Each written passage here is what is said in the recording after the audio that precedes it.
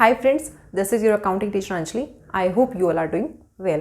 Friends, हम financial statements जो class 11th का चैप्टर है वो डिस्कस कर रहे हैं। हम इसमें ऑलरेडी डिस्कस कर चुके हैं कि फाइनेंशियल स्टेटमेंट्स क्या होती हैं और फाइनेंशियल स्टेटमेंट्स को किस तरीके से प्रिपेयर किया जाता है। हमने ट्रेडिंग अकाउंट और प्रॉफिट एंड लॉस अकाउंट बनाना सीख लिया है। आज हम देखेंगे बैलेंस शीट किस तरीके से बनाई जाती है। सो बिफोर दैट मैं आपको एक्सप्लेन करूं कि बैलेंस शीट क्या है और उसको किस तरीके से बनाया जाता है। एक छोटा सा रिवीजन कर लेते हैं कि ट्रेडिंग अकाउंट और प्रॉफिट एंड लॉस अकाउंट में जो बैलेंसेज आते हैं वो कहाँ से आते हैं। देखिए, हमने क्लासिफिकेशन ऑफ अकाउंट्स जो पढ़ा है उसमें पढ़ा था, एक होती है ट्रेडिशनल क्लासिफिकेशन ऑफ अकाउंट और एक होती है मॉडर्न क्लासिफिकेशन ऑफ अकाउंट। तो according to traditional classification of account, जो उसका नॉमिनल अकाउंट है उसके बैलेंसेस को ट्रेडिंग अकाउंट या प्रॉफिट एंड लॉस अकाउंट में ट्रांसफ़र किया जाता है। जब हम बात करते हैं मॉडर्न क्लासिफिकेशन ऑफ अकाउंट की, तो उसमें क्या होता है, उसमें इनकम अकाउंट और जो एक्सपेंसेस अकाउंट है उनके जो बैलेंस हैं वो ट्रेडिंग अकाउंट या प्रॉफिट एंड लॉस अकाउंट में ट्रांसफ़र किए जाते हैं। अब देखिए, बैलेंस शीट में कहाँ से बैलेंस आता है, या फिर मैं कहूँ कि जो बैलेंस शीट में जो फिगर्स आ रही हैं वो हमने कहाँ से ली हैं। तो जो ट्रेडिशनल क्लासिफिकेशन ऑफ अकाउंट है उसमें जो रियल अकाउंट्स होते हैं और पर्सनल अकाउंट्स होते हैं उसके बैलेंसेस को बैलेंस शीट में डाला जाता है। जब हम बात करते हैं मॉडर्न क्लासिफिकेशन ऑफ अकाउंट्स की, तो उसमें असेट्स अकाउंट, लाइबिलिटीज़ अकाउंट और कैपिटल अकाउंट के जो बैलेंसेस हैं उनको बैलेंस शीट में लाया जाता है। अब आप समझिए कि बैलेंस शीट क्या होती है। देखिए, बैलेंस शीट क्या है, एक स्टेटमेंट है। बैलेंस शीट अकाउंट नहीं है, बैलेंस शीट एक स्टेटमेंट में है, जिससे कि हमें पता चलता है कि असेट्स, लायबिलिटीज और कैपिटल कितनी है एक बिजनेस की ऑन अ स्पेसिफिक डेट। दोबारा से समझिए, बैलेंस शीट एक स्टेटमेंट है जो शो करती है, जो बताती है कि बिजनेस की कितनी असेट्स हैं, कितनी लायबिलिटीज़ हैं और कितनी कैपिटल है एट अ स्पेसिफिक डेट। हम जो बैलेंस शीट बनाते हैं वो एक स्पेसिफिक डेट पे बनाते हैं। दैट मीन्स कि उस डेट पे हमें पता चलता है कि इस बिजनेस में कितनी असेट्स हैं, कितनी लायबिलिटीज़ हैं और कितना कैपिटल है। जो हम ट्रेडिंग अकाउंट या प्रॉफिट एंड लॉस अकाउंट बनाते हैं वो एक पीरियड के लिए बनाते हैं। यूजुअली हम 31 मार्च की डेट में प्रिपेयर करते हैं। दैट मीन्स कि पूरे साल के लिए बनाया जाता है। और जो बैलेंस शीट होती है वो एज ऑन डेट बनाई जाती है, यानी एक पर्टिकुलर डेट पे बैलेंस शीट बनाई जाती है। यहाँ पर हमारे केस में 31 मार्च एवरी ईयर जो है वो बैलेंस शीट बनती है। अब देखिए, बैलेंस शीट से हमें पता चलता है कि उस बिजनेस की फाइनेंशियल पोजीशन क्या है। अब आप सभी को पता है, हमने ऑलरेडी डिस्कस किया था कि बैलेंस शीट में एक साइड असेट्स आती हैं और एक साइड लायबिलिटीज़ आती हैं। अब असेट्स के अंदर क्या क्या होता है वो भी आपको पता होना चाहिए।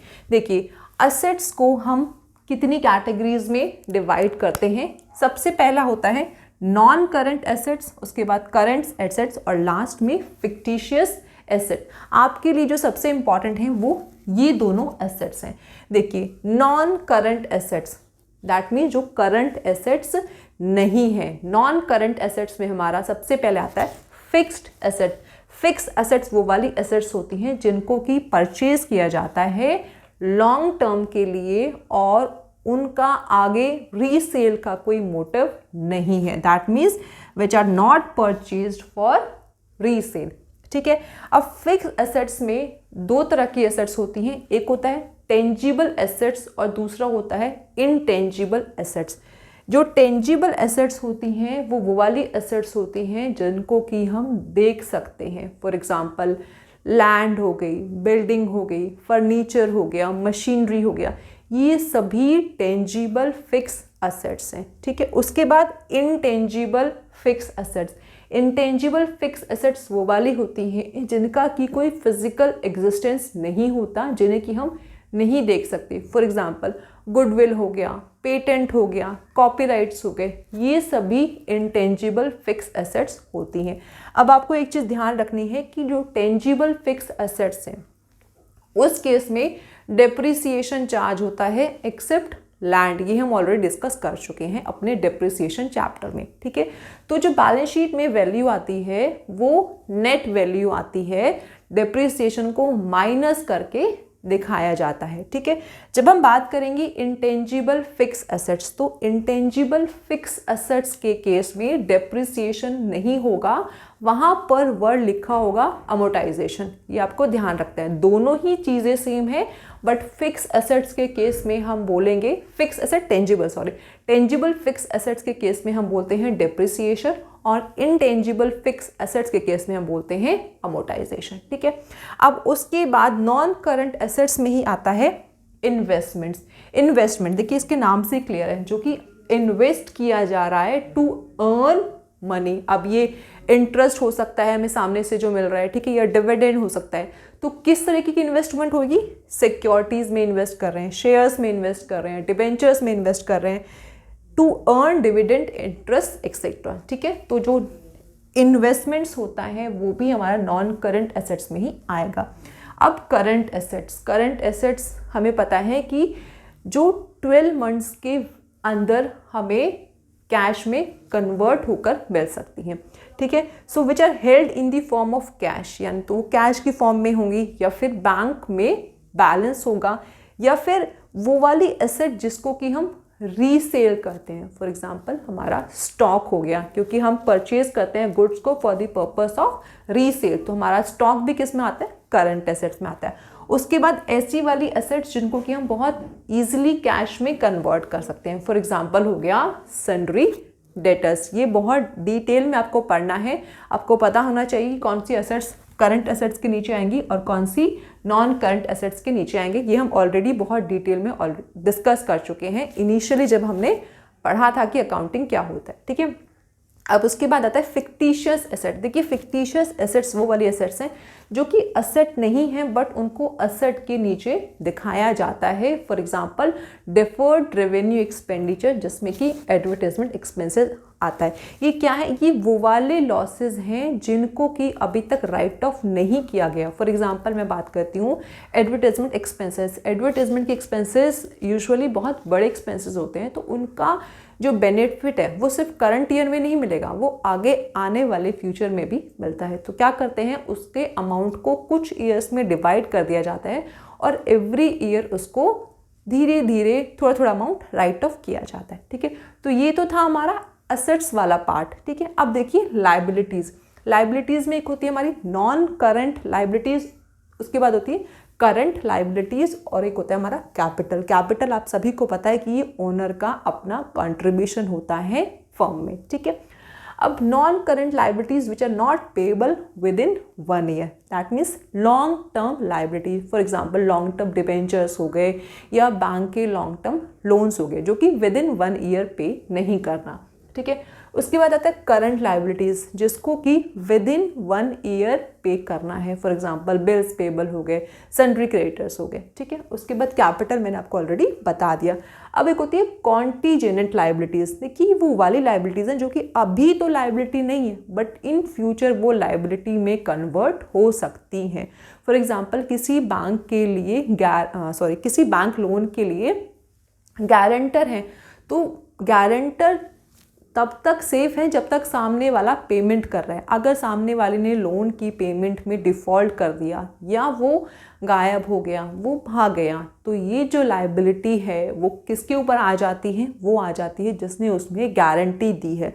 तो अब वो गारंटर के लिए लाइबिलिटी में कन्वर्ट हो जाएगी। पहले क्या थी? कॉन्टीजेंट लाइबिलिटी थी, लेकिन जब उसकी पेमेंट बोरोवर नहीं कर रहा है और गारंटर को उसकी पेमेंट करनी है तो वो कॉन्टीजेंट लाइबिलिटी उसकी नॉर्मल लाइबिलिटी में कन्वर्ट हो जाती है। ठीक है, ये हम बैलेंस शीट में नहीं दिखाते हैं, ये चीज़ ध्यान रखना कि जो कॉन्टीजेंट लाइबिलिटीज़ हैं वो बैलेंस शीट में शो नहीं की जाती, वो बैलेंस शीट में तभी आएंगी इन केस कि वो लाइबिलिटी में कन्वर्ट हो जाएगी। तो आई होप यहाँ तक आपको क्लियर हो गया। अब इसका एक प्रैक्टिकल क्वेश्चन देखते हैं जिससे कि आपको ये और भी अच्छे से क्लियर हो जाए।